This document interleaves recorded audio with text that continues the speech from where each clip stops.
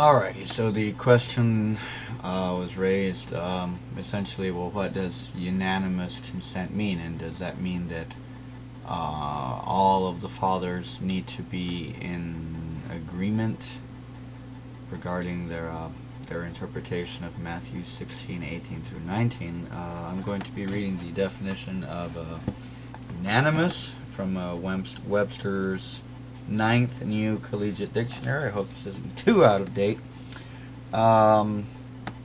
Unanimous, being of one mind, formed with or indicating unanimity, having the agreement and consent of all. Alrighty, unanimous consent. Historically understood, from what I understand, the Council of Trent was intending to say that indeed the fathers had unanimous consent regarding the teachings that were being proposed by Trent, and even in Vatican I, especially in regards to the interpretation of Matthew 16:18 through 19. Also in Vatican I, when it says that no portion of Scripture basically should be interpreted contrary to the sense of the Holy Mother Church, nor against the unanimous consent of the Fathers, you're narrowing your field of interpretation to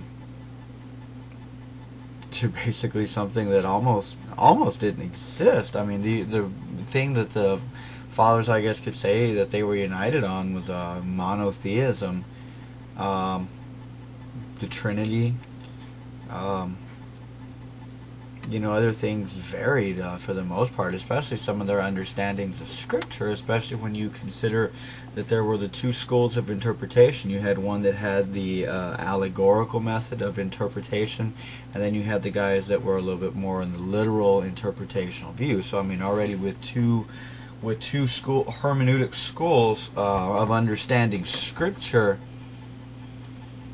how do you have unanimous consent? I mean, maybe you could say unanimous consent in the West, or unanimous consent in the East, or among the two schools, but that's not the claim that Trent is making, or Vatican I. The claim is that there is the unanimous consent of all the fathers. Now, okay, well, what is unanimous consent? That's one of the issues. I mean, really, where Roman Catholics are divided.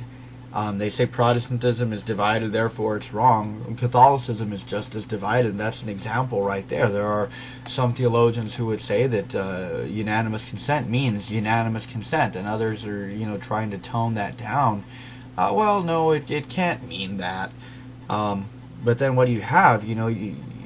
Trent is supposed to be an interpretation. It's supposed to be part of the tradition of the church, but now apparently even the tradition, Trent, needs interpretation as well, and is subject, to the differing theologians, the differing parties, and stuff like that. So really, I mean, the question is almost a vain attempt, kind of just reaching for whatever it can grab. I mean, yeah, okay, then there's the quote provided. Okay, well, Augustine also said this, and of course, everybody knows there's the early Augustine, and then there's the later Augustine. Augustine wrote retractions, and he retracted a lot of the things that he said when he was much younger, but even then, I mean, that's just a great example of showing, that even among the fathers, their thoughts grew and developed, and there wasn't unanimous consent even among their writings. Thankfully we can discern, the more mature Augustine in his retractions and stuff like that. Unanimous consent. What else can the words mean? If we can't even tie down unanimous there, I mean, goodness, Trent is open for anything. The Bible can mean anything then, if words can mean anything and everything.